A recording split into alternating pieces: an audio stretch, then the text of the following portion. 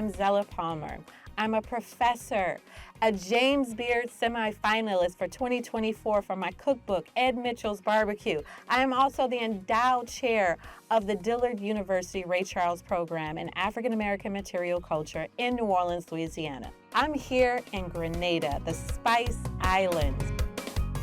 I just landed and I'm about to go reconnect with my godfather, Dr. Guido Marcelle, a pharmacognosist and national treasure to Grenada. This film was my father's dying wish.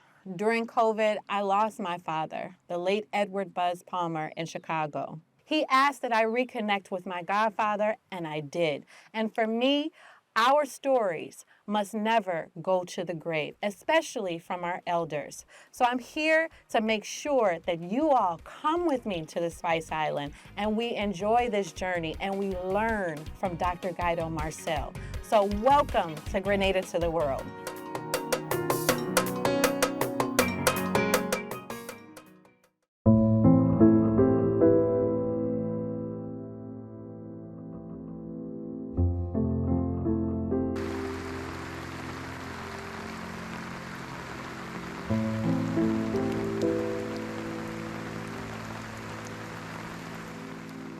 So Uncle Guido, tell me what you have here.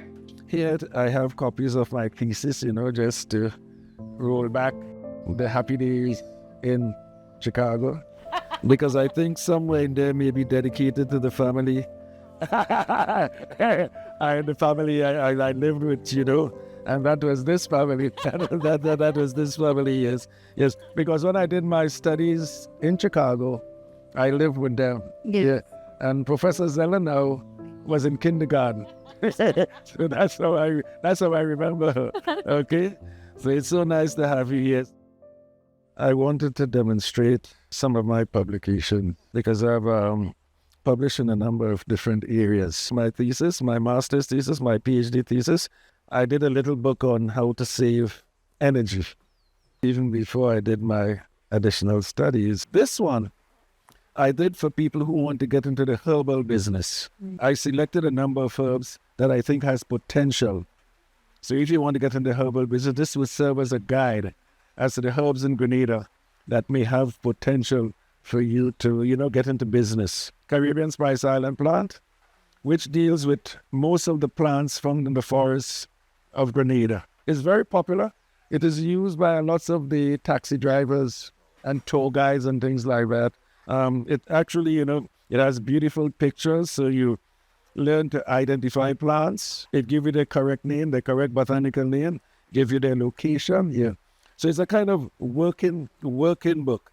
One of my favorites. Yeah, I didn't want to leave it with kids, so I developed a drawing book.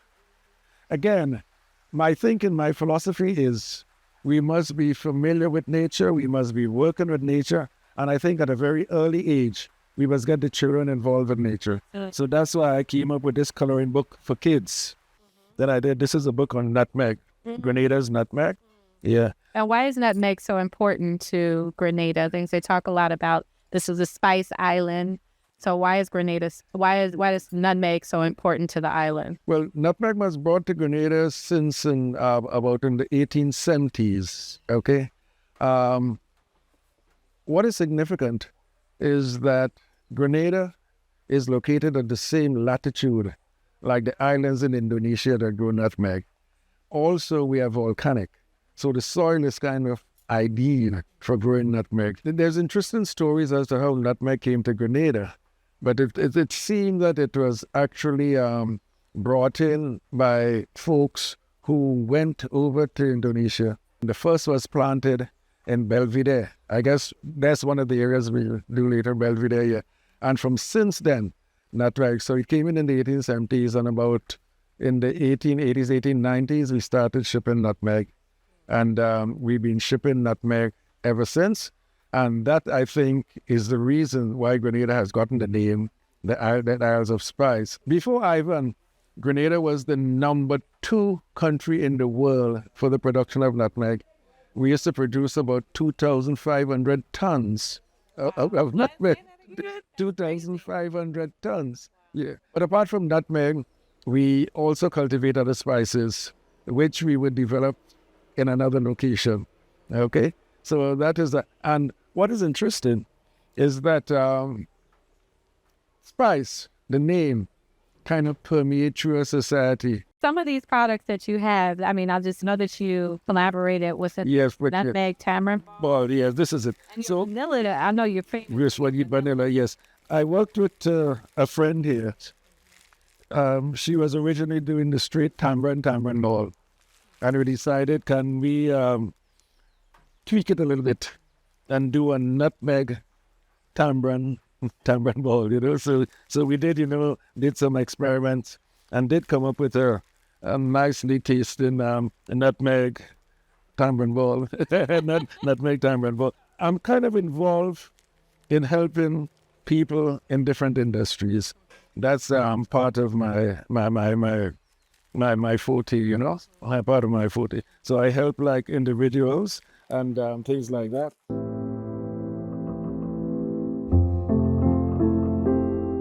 I want to formally present Zella with a copy of my book.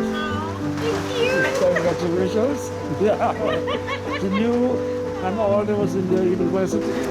Finding news. Congratulations. Thank you. It's a pleasure having you in Grenada. I'm feeling a little kid again. Yay. Thank you.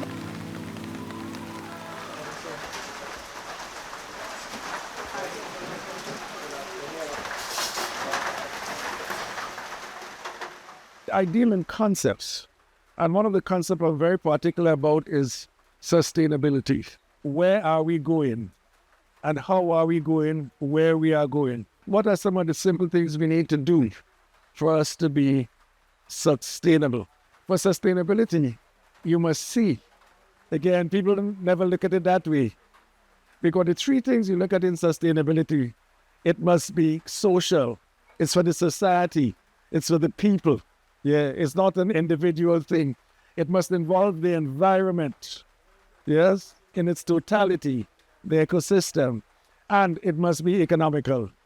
You must benefit. One of the key areas you have to look at again, and playing with the S, is food security. Each country, and I think that's one of the things that Grenada has to take in very seriously. We must be able to manage our food security. I also emphasize it is not only important to have your food security, but the food we are using must be safe. It must not have in pesticides. It must not be contaminated. It must not be making the people sick. And then the other S part is sovereignty. We must own some of the foods that we have. We must have control of the seeds. We must have control of the plant and material, for us, to be safe and secure. But our big emphasis should also be not food for food's sake. The foods we use should be nutritious. They should be feeding us in a nutritious way, the entire population.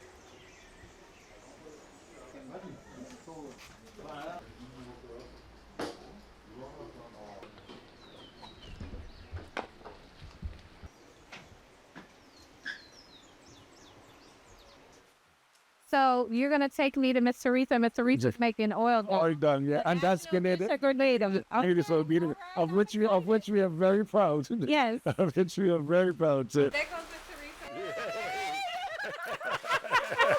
So good to see you again.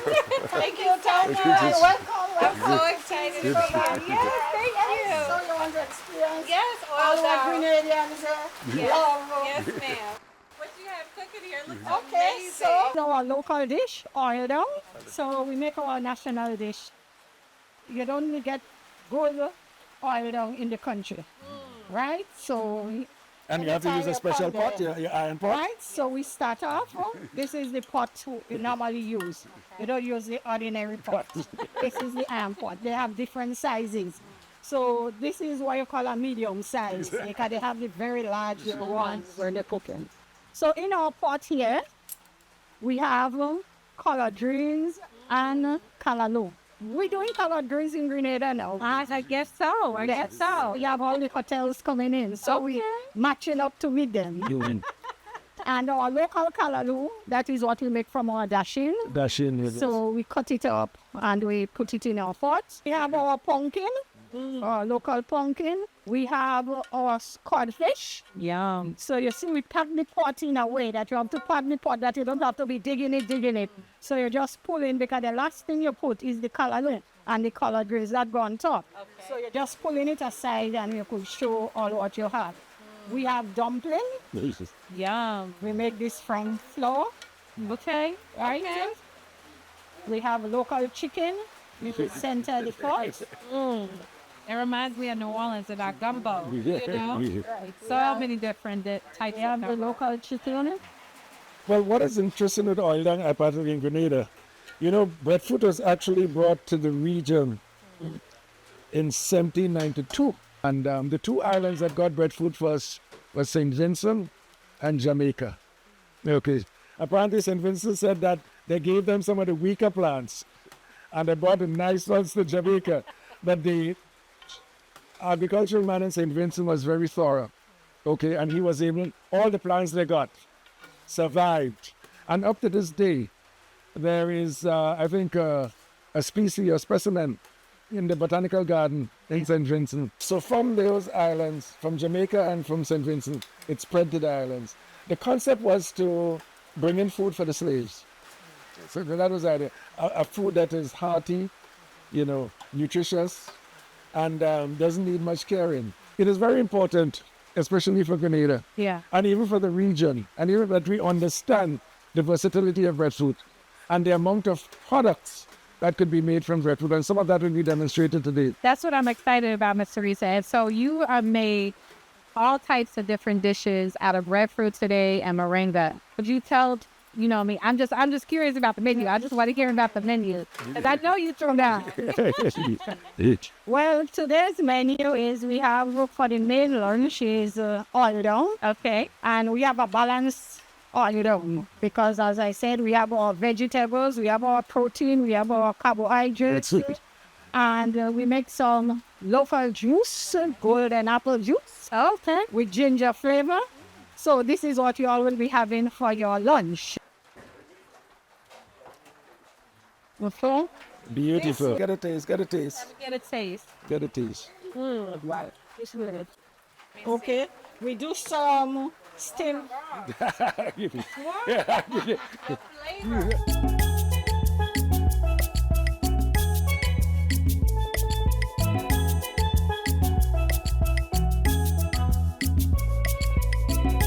This is food. This is food. Tell me more about this farm and where we are. Where we are, okay. We are actually sitting on a piece of history. This farm, in its entirety, was owned by the Bank of England in the 1760s. And in that time, they had about 500 and something slaves. And the farm was doing exclusively sugarcane. And it went from the sea up to La Pastora. Where we are sitting here, this place actually had two great houses. So up the hill there, that hill, there's actually a great house in the bush with some graves and all kind of thing up there. And the other grave house is on that hill. Interestingly, through this estate flow two rivers. Okay, so there was actually a watermill grinding cane as low as this. Yes. Now the only watermill that remained is where we have one watermill remaining in St. Patrick's. It shows you how the environment have changed. So you know what was interesting to me is hearing people say tanti. That's something that they only say in Louisiana. That's it? Tanti. Tanti, yes. Say the same thing In Louisiana, yes. And then, you know, just the seeing buses that say Mardi Gras. Mardi Gras, Yes. yes, Mardi Gras. Yes, and the correlation between Jab Jab country and the Carnival and Spice Months with our Mardi Gras. Mardi Gras, yes. Yeah. The linkage. The linkage is And then also the type of cooking, the type of like in seasonings. one pot. Professor Palmer is actually head of the Ray Charles program in Afro-American material culture, is actually tracing the history of a family who has been in barbecue for 5 generations. 5 generations, yes. And then He introduces me because that just makes me so happy because, you know, when your uncle like introduces you and it's like they lay out the red carpet. Yes. Like, the last time I saw her, not last year, when I left Chicago, she was in kindergarten. She was in kindergarten, yes, she was in kindergarten. When I was in Chicago doing my PhD, I lived with the Palmer family. They actually gave me a scholarship. So I lived with them for free and enjoy all the benefits. And there's when Zella got some of her tutoring. Up to this day, she says she used to see me dingling and tangling with plants. So she wants to know, yeah. He was like the Doolittle. Absolutely, yes. And very interesting, it was a very progressive family on the south side. Her mom was a lecturer at Northwestern University in English. She said, you had to learn to speak properly and write properly because her mom was a teacher of English. And her mom was also into Illinois politics. And at that home, we were very political in that we had visits like from the mayor came for dinner and things like that. Harold Washington, the first black mayor of Chicago, and the senators, they would come home by us for dinner and we'd have that conversation, the Chicago conversation. I think she's now getting ready to write a book Yes. honoring her parents and that session. One of the things that I just loved about just growing up and seeing you was every time you always had a cure for whenever I would get sick, and you would tell my parents. And before my dad died, he, wanted me to get in contact with you. So that's the reason why I'm here. Yeah. To make sure that we properly document you, because you have done such incredible work for so many and given back so much across the world. And you are esteemed in you're a national treasure here. You're a national treasure. So In the Caribbean. in the Caribbean. That's right.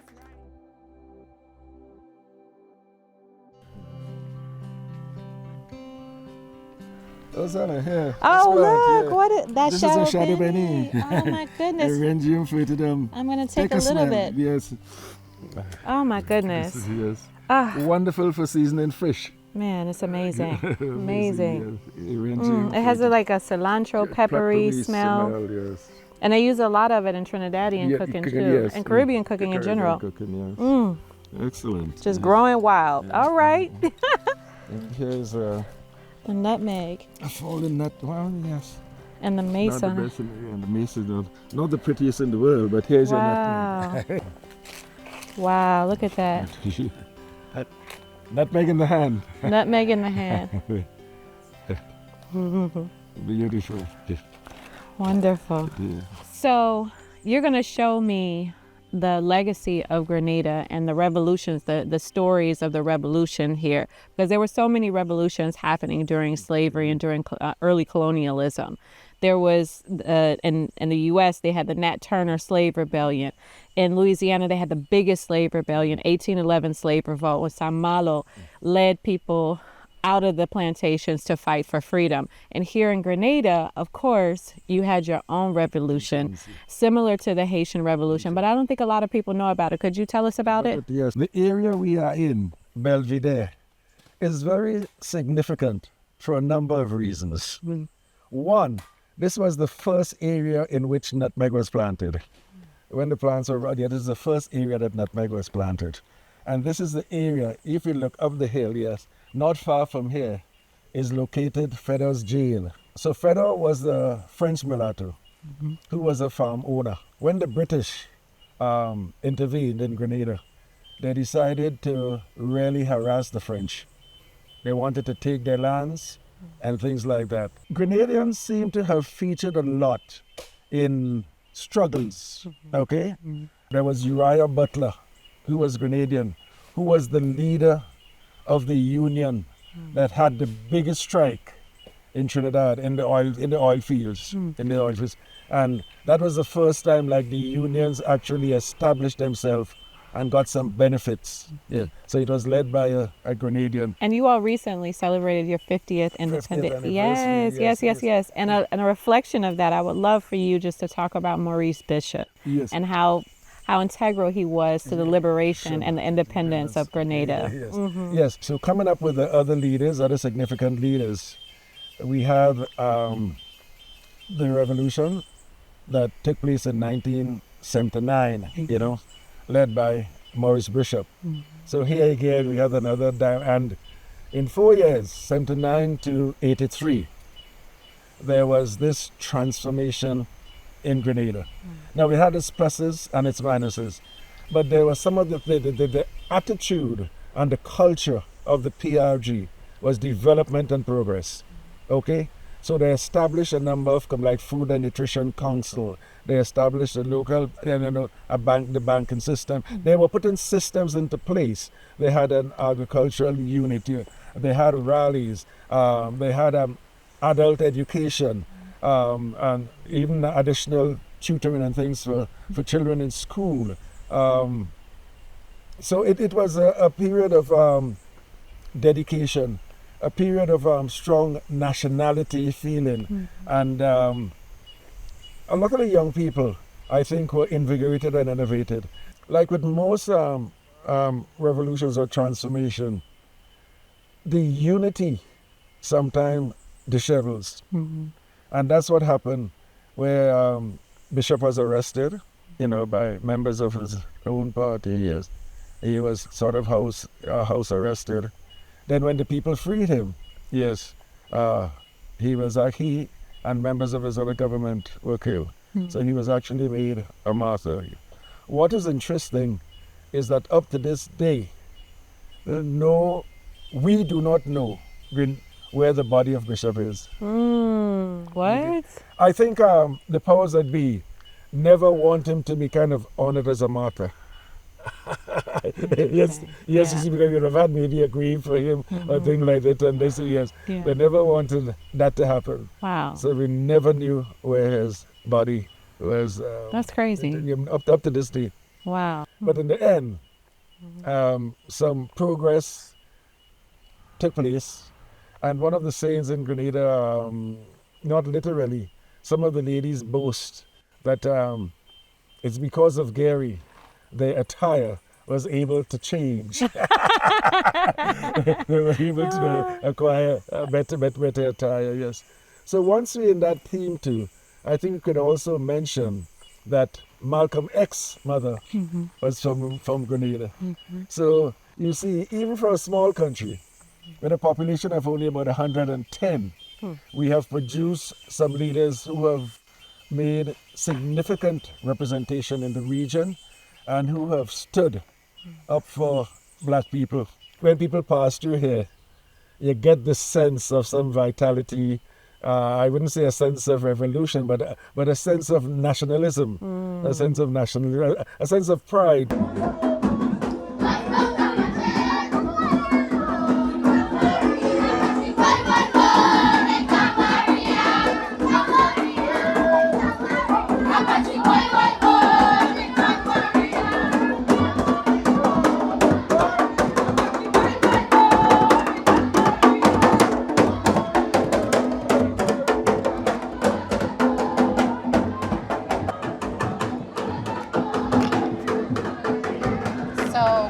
Culture in Grenada. I mean, carnival culture is throughout the Caribbean. It's even in New Orleans with Mardi Gras culture. But tell me about where we are right now. Okay.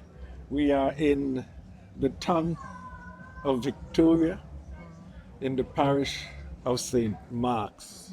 Okay. Very interestingly, here is usually considered, on the day today, is considered the day of traditional mass. So most of the traditional bands would be gathering in the Victoria, and in a little while there would be parade in the streets. It happens every year, okay? So the traditional mass, in all kinds and all variety, we would see them come from all over the country. Spectators also do come from all over the country and gather in Victoria. Traditional mass is really the highlight of Grenada's carnival or Grenada's spice mass.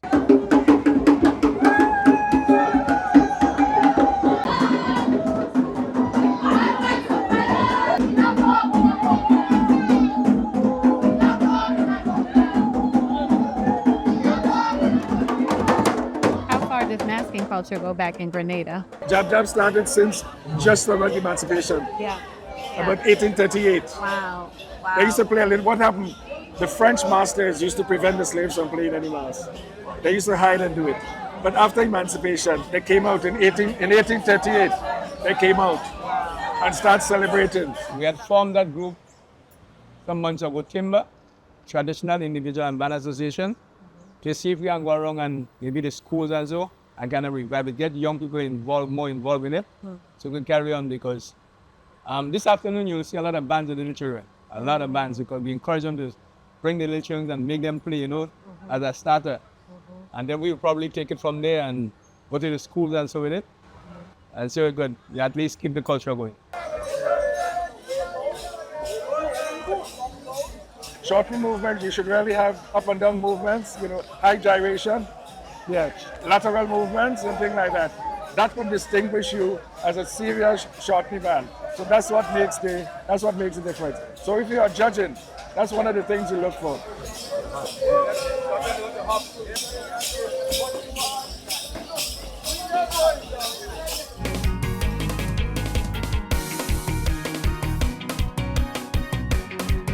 This is historic, this is cultural, this is geographic, and it depicts the community. It is creative, it is fun, it is energetic, and it's also projected to the future.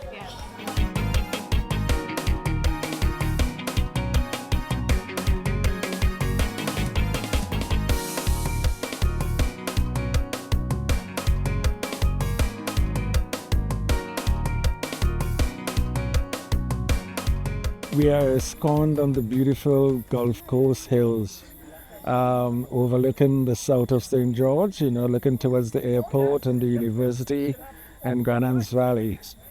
But our mission tonight is a very, what must I say, tactile one, a very tasty one.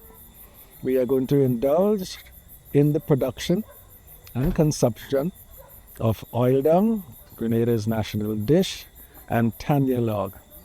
Now, oil dung is a very complex dish, but highly nutritional. The basis of it is breadfruit and a variety of meats. Coconut milk, greens, and you may also put in plantain and banana. It's a very balanced meal. Oil dung is a social dish. You always do it when there are people to share it with. We have a very interesting crowd gathered. People of, different means, different qualifications, different backgrounds, and we all come together as one common folk.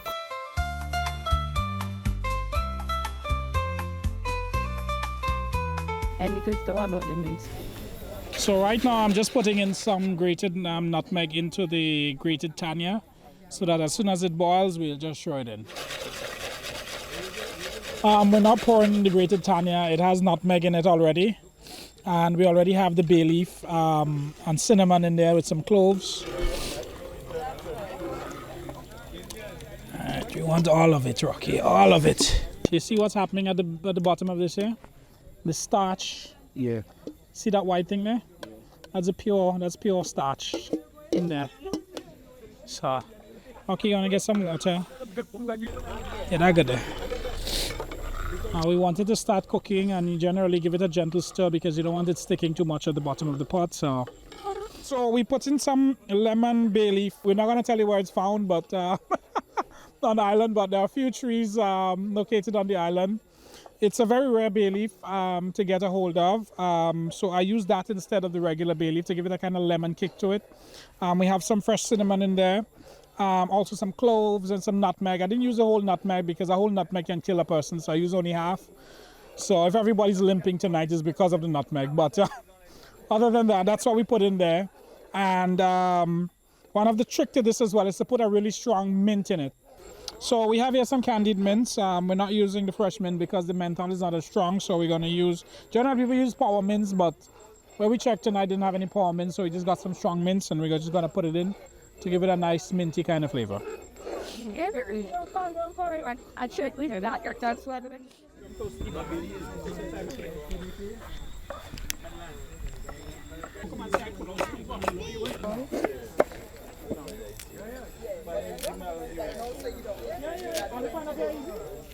It would be a pescatarian oil down.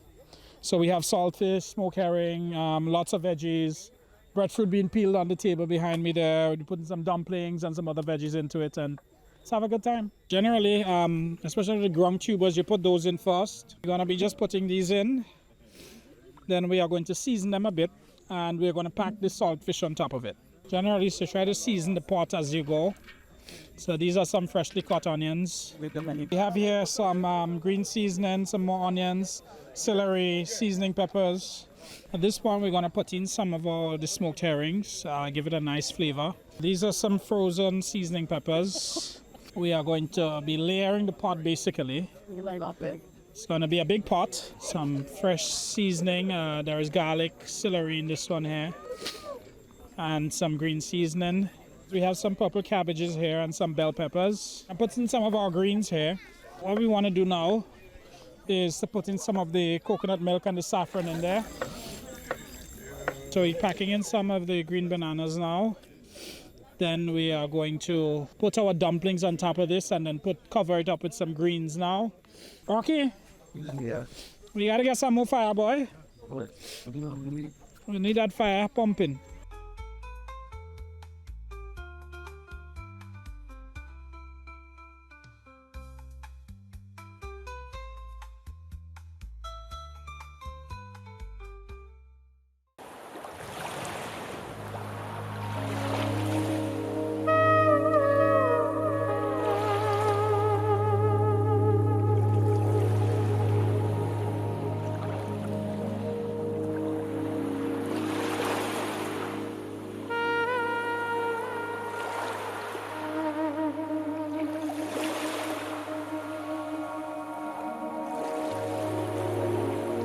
So we are the Boer Fish Market, donated to Grenada by the Japanese. Oh, wow. This particular part of the establishment does ship fish for export. As we go, you'll see that the boats come in. Right. Yes.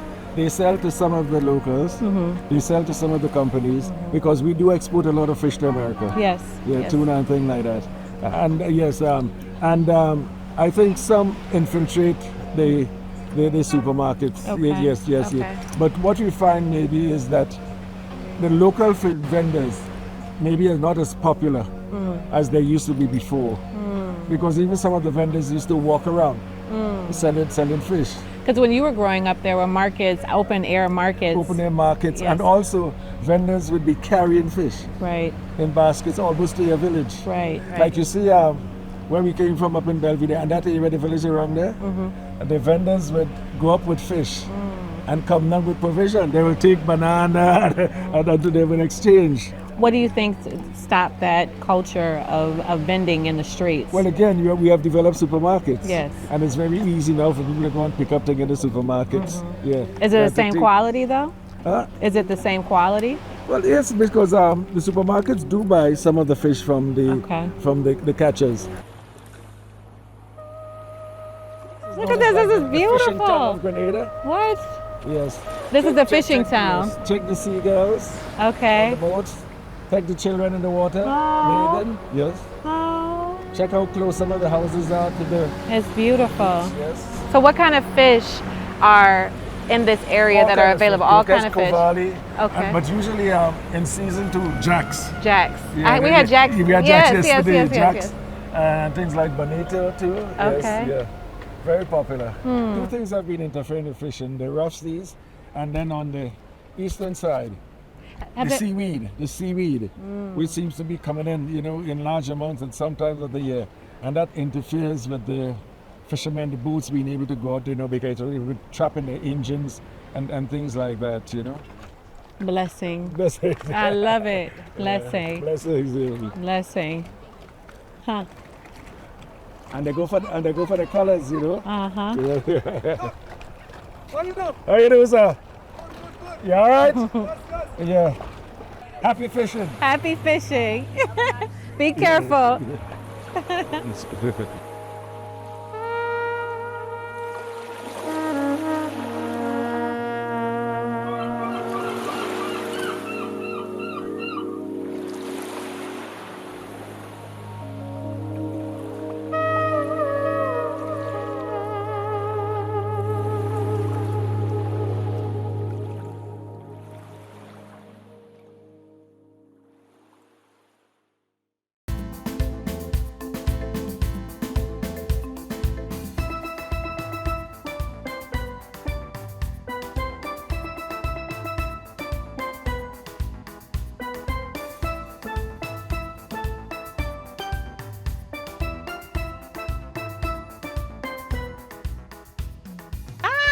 good to see you. Qué bueno, un placer. ¿Cómo está? ¿Todo bien? Ay, qué bien, qué bien. Well, we are here on your land, and once again, and this spread of all of your abundance, I'm just so excited to learn from both of you all. I always tell people that he is one of the most equipped person in terms of plant science. He is a plant scientist, you know, that not just an ordinary agronomist, but a plant scientist. So on the forensic side, he is very, very competent, you know. So much to learn apart from just normal agriculture, normal farming. You can learn a lot about the agronomy and the scientific uses of plants and so on. He has served our farming community, especially through Agency for Rural Transformation and through the groups that we have. My group is called Best Practices Farmers Movement, and he is our main mentor, our main inspiration. He also helped lots of farmers and lots of groups. Like he helped produce one of the prettiest school gardens in St. Patrick's. Yeah. It's a pity Ivan burial destroyed it. Oh no! There's a school garden where the children produce their food, and it was in the school feeding program. Oh no! Each class had a bed, and what they grew was in the school feeding program, and he had played a big role in that, among other things, you know. So I'd ask him to prepare a display for us.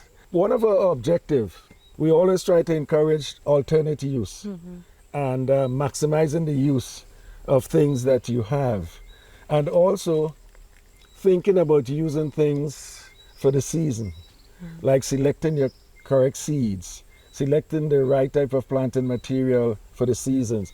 And like one of the things we have, you know, we discussed a lot, we say that maybe each farmer should have things on the ground.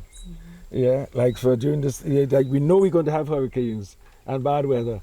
So you should have things like potato, yam, tanya, dasheen, cassava and thing in the ground. If something happened, there is food in the ground. It should be a kind of philosophy among farmers for survival. So quickly, I think we could go through some of the things we have here. Turmeric. Yeah. A lot of Grenadians call it saffron. So we always have to be correcting them and tell them this is not really saffron. This is turmeric. Curcuma longa. Yes.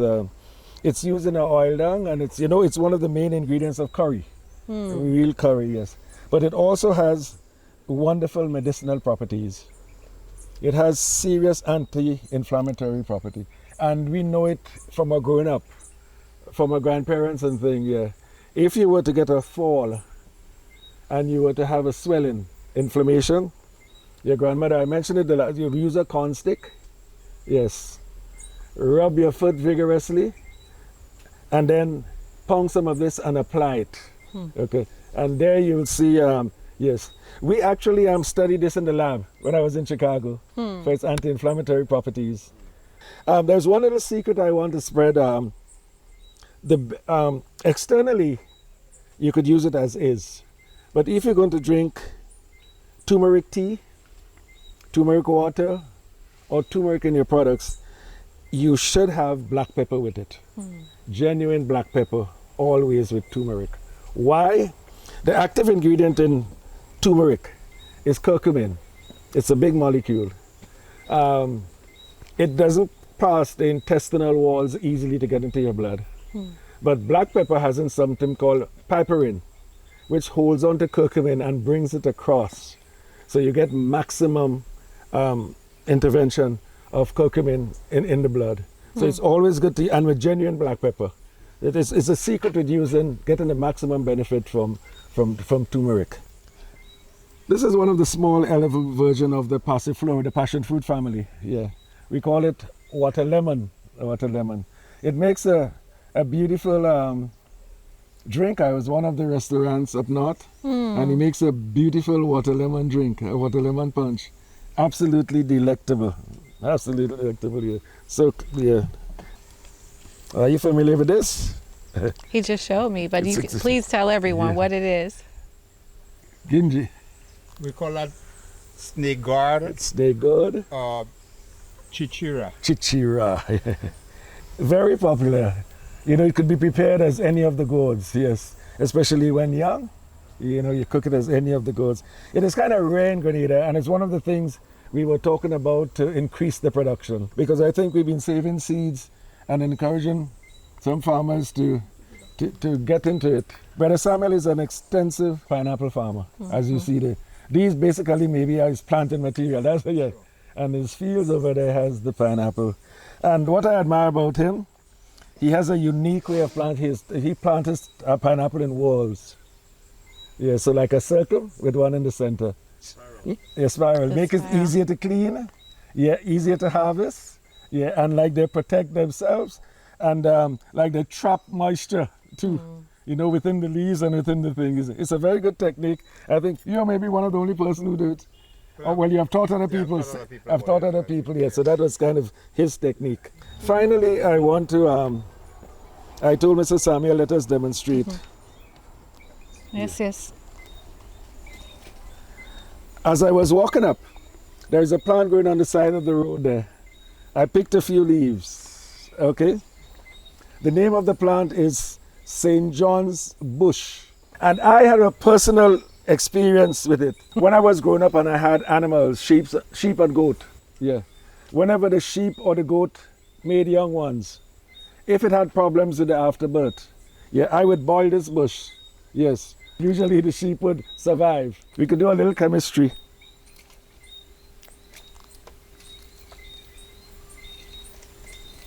Oh, it's turning purple. You see, yes. Some science for you. Wow. So, if you have over your guests, you could offer them blue tea and violet blue tea by just adding a little acid. Any citrus, any acid you add to it, yeah, causing it to become a purplish color. Yeah. It is getting redder. Yeah, this would get redder. Basically, acid changes it from blue to a kind of purplish color. Yeah, so in the environment of acid, yes, that's what happens.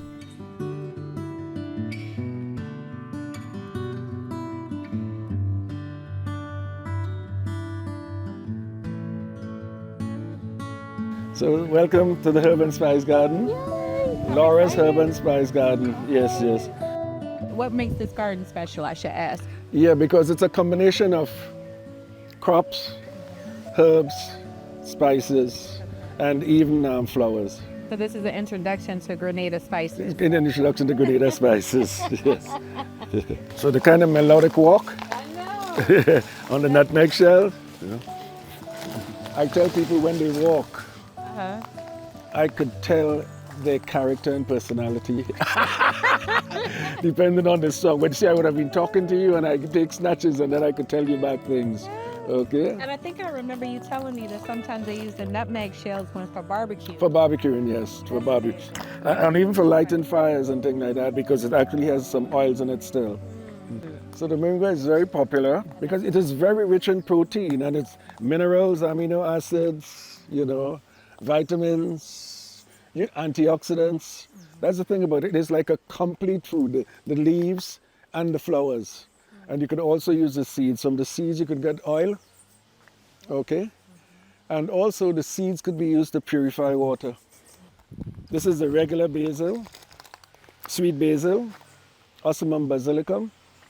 Yeah, and that's Thai basil with the purple. So that's another basil, Thai basil. Yeah.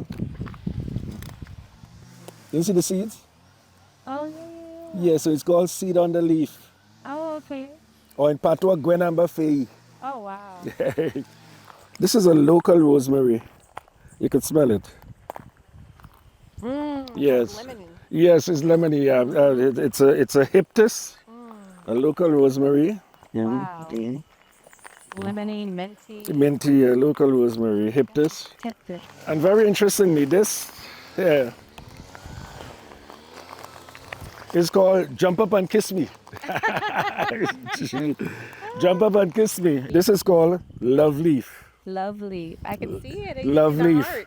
Yes, but what is it that as children, if there's a girl that you see you like, you would write her name and write your name and put it in a book. And usually it grows, it sends out little plants. So you say, yeah, your love is great. So we call it love leaf here. What I want to tell you is the trick about black pepper. From black pepper, you could actually get 4 peppers. Green, the red. The green, the red, the white, and the black. Yes. So if you dry it in the shade, it's a matter of how you do it, how you prepare it. So you dry it in the shade, it remains green. Okay? You peel it, it's the white inside, that's white pepper. You let it ripen on the thing, you get a red pepper. So that's the dynamic of it, So I just thought, yeah. It's very beautiful. It's very beautiful. It's a vine, and it's belonged to the piper family, the Piperaceae family. And that family always tend to have a little sting. Some of the leaves always give it a little thing on the tongue.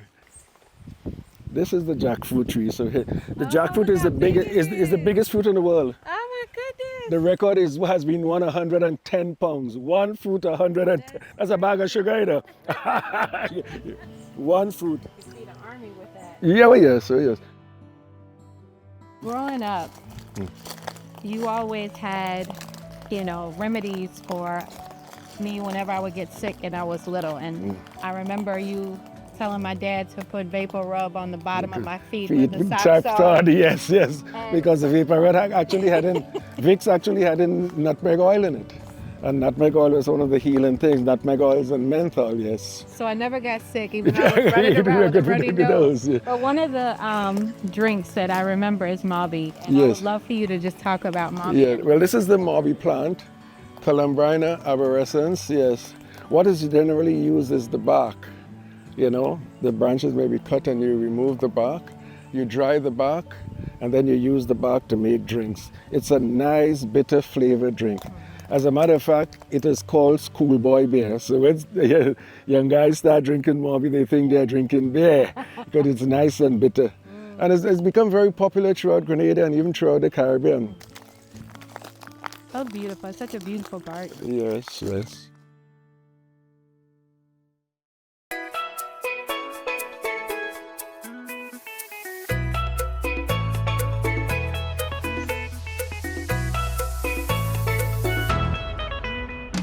We're in Belmont Estate. Yes. Tell us a little bit about it.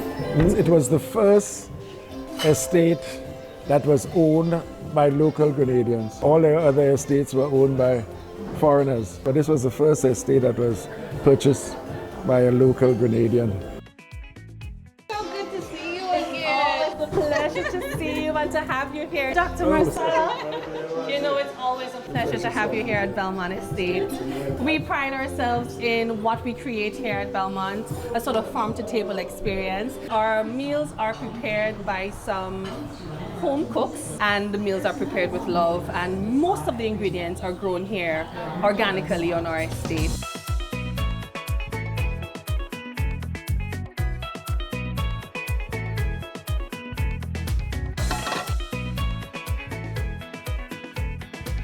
What are you having, Zella?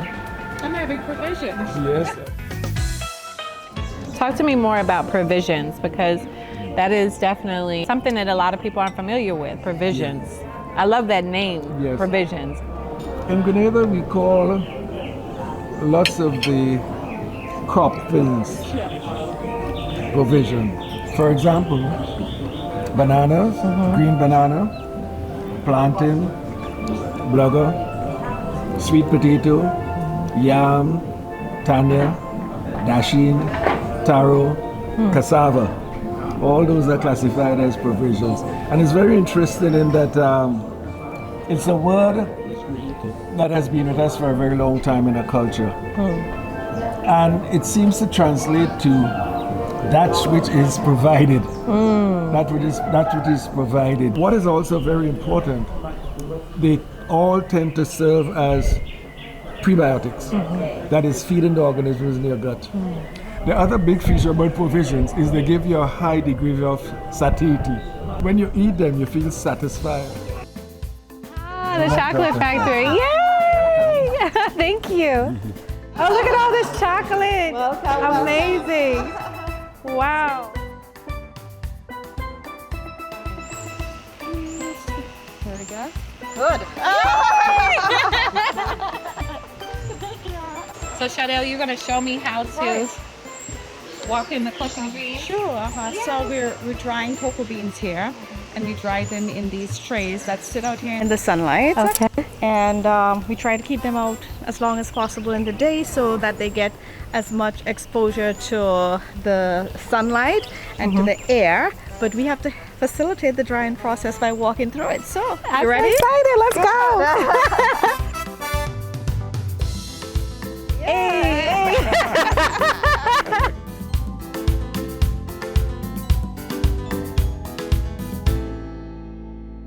So basically the process starts in the back where we roast the beans and remove the shells, and then we do a pre-grind.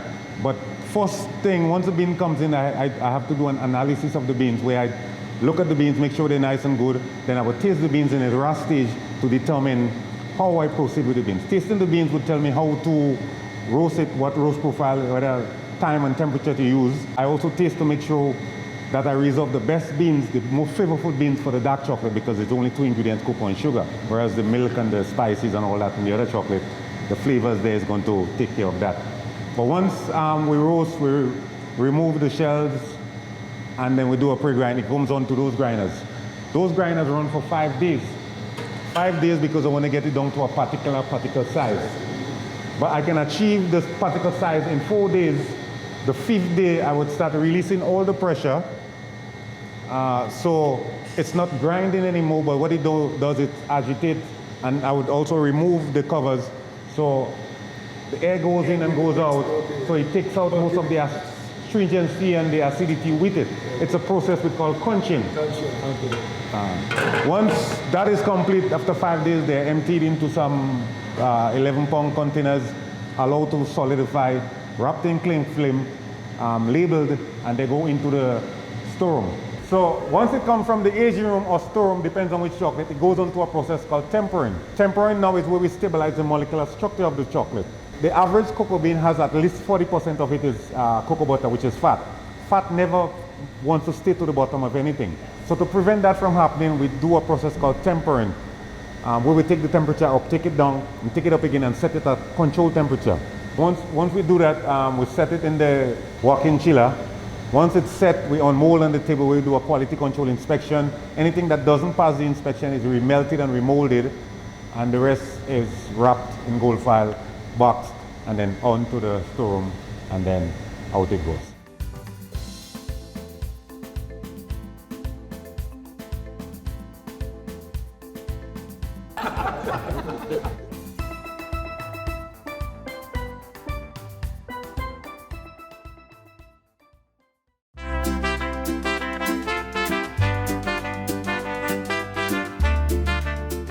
Back again. Daylight and Art Industries Limited here. We are the home of the best Grenada nutmeg syrup. So we had the nutmeg jam and the nutmeg jelly. The difference between them is that the nutmeg jam is made with the pulp and the juice of the nutmeg pericarp.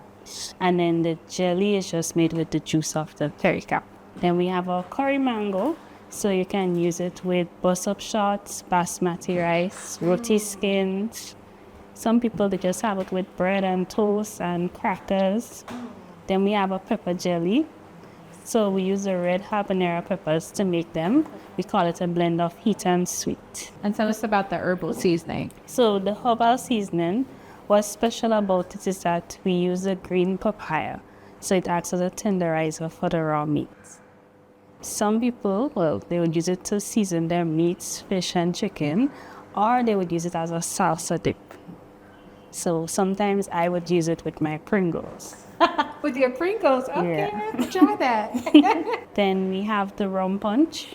So the rum punch is 20% alcohol. It's made up of our nutmeg syrup as well too, and spices. Oh, this right here is my favorite. This nutmeg syrup is amazing, and it's all natural, which I love. It only has 4 ingredients. It makes the pancakes and the waffles come to life.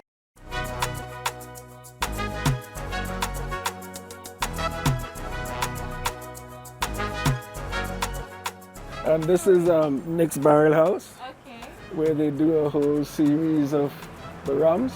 Nice. Yes, so I could welcome you in. Thank you. No, you go. Yes, yes. Yeah. Yeah. So we're Okay. so tell me We are about- at Next Barrel House. Well, you realize we have a variety of alcoholic products. We make as many as 26 different products. What we want to feature today are the 6 products that have in spices. So basically what we are saying, spice is a big resource of Grenada. And as a company, we are trying to incorporate it in as many of the products we make as possible. So you see we have the famous the spicy rum. What are some of the spices that are in here? Well, you have nutmeg, cinnamon, clove. I know you can't tell all this. No, this is, but that is Secret. it. Yeah, because so they are spices. Right, all spices. They are spices. So if you talk about them, then other people can make them. Yes. Okay, rum punch. And one thing you always talk about rum punch that I love that you say is nothing like a Grenadian rum punch. Yes, the Grenada rum punch is rum punch. Is rum punch. Other countries might make rum punch, but they are not genuine rum punch. Okay. So what makes it special? So what makes spices. The spices. The spices, that's what makes it special. And then you have Cameroon liqueur, Okay. rich in spices. Black gold, yes, one of our celebrated ones. And this of one course, is special. this was special for the anniversary. 50 The years. 50th anniversary. And then, of course, the famous Campeche. Campeche, which was developed by me. I had a hand in the making of Cameroon, too. When was the last time sugar was made here? 1981. 1981 was the last time sugar was made. Here was originally a sugar factory, okay? But now they are basically into blending rums. So this is Fonte, and this is chip sugar cake. The beauty about it is that both of them have in molasses. So it's kind of linked to the rum industry.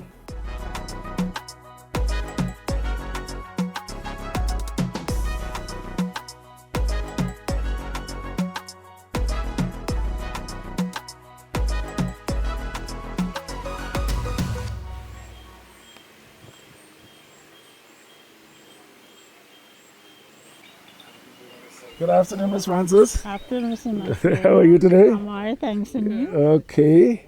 When I hear and listen to what you have done, I am impressed by your resolution, your persistence, your drive, your consistency, your tenacity. Those are things that kind of jump up to me. And I said, if young people could get a taste or feel of how you have translated, these things into your life and become productive and successful, it could be a message to people in Grenada and to other parts of the world. Thank you. Miss Francis has been doing ice cream since 1979, and she has tried not to miss any Sunday. And out of ice cream, she has grown into be a powerful lady in the area. In 1979, as a single parent, when my first daughter was coming in trans to go to school, I worked on the farm as a laborer, and the wages was very small. So I went to my uncle and asked him to do me a favor, if he could buy me an ice cream can to help myself. And he did, bought it for me. And as from that day, I never had to ask anybody for one dime. I sent my 5 children to school, 4 to secondary, 2 to college, university, from the help of my ice cream. And I'm still has the passion for doing it, not for the want of money, and I'm doing it because of the love of it. Yes. And today, a Sunday, she was out to sell her ice cream, but we would enjoy her ice cream today. We would take all your ice cream off you. Never Thank mind you. your customer, we take all your ice cream off Thank you. Yes.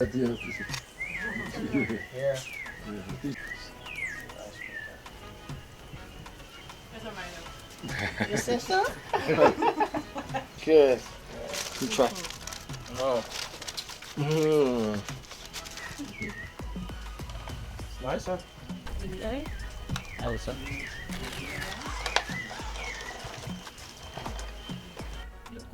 Very good. Thank you. This is the best and the fight. How is it? It's amazing.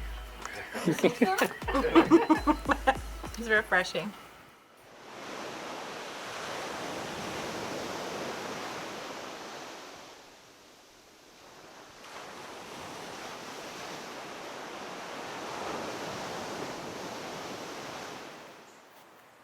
So I always keep these things that I kind of keep at home, which I collect from my garden. So when the cocoa is cracked, we know we get the pulp in it. Now, the benefits of cocoa is terribly underrated. Cocoa is highly nutritious and beneficial. And I particularly would want to recommend that maybe in Grenada, we continue to drink cocoa tea every Sunday. Here is demonstrative of a small industry. This family here, they have learned to make different things. So they make products and they use the things that come from the land. My name is Jennifer Collimo. I do dishes, confectionaries, juices, coconut oil, to name a few. Right here we have cocoa. This is one of Grenada national dish made from cornmeal, coconut milk, and all the local green seasoning that we grow in Grenada. Okay? Here we have roti, dal puri with sweet peas and flour mixed together, and then we have mango, curry mango. So we have a mango roti here. We have our coconut bake made from coconut milk, coconut husks, like when you grate the coconut, and flour, shortening, and baking powder. Then we knead it together as a dough, and then we put it in the oven. So that is how we get its color and cook. Then we have here saltfish sauce from saltfish, which is not made in Grenada. This is imported saltfish, so we do saltfish sauce with tomato, peppers, cucumbers, green seasoning locally. We also use our local coconut oil, which is this, to do the mixture to have it get the end product. We have here red mango. This is from the mangoes from which we grow here. The only thing that is not of natural from Grenada here is the coloring, right? But everything else is natural with all spices, also sugar and everything. This is the candies. This was from years ago, from our great grandparents, or they do the candies and they color it. The coconut, grate the coconut and you boil it, and then you put the sugar and you get the end product. Then you add whatever color. You could add green, yellow, red, any color you want to.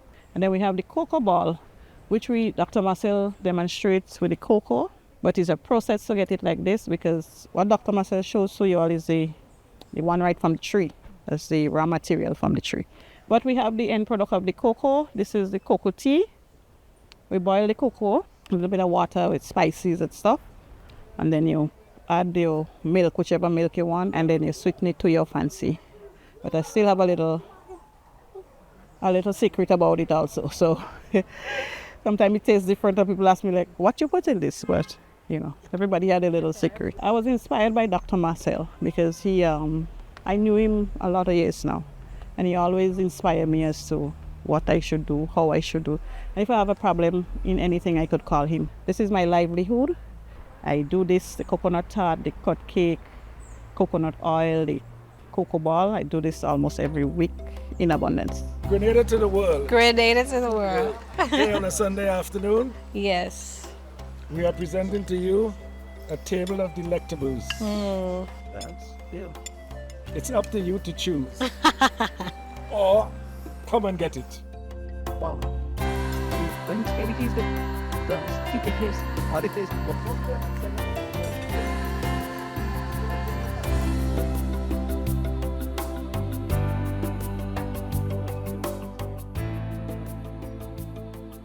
Balance, nutritious, and tasty.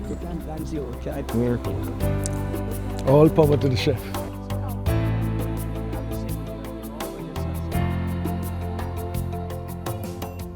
Yeah, you're gonna try this. This is insane.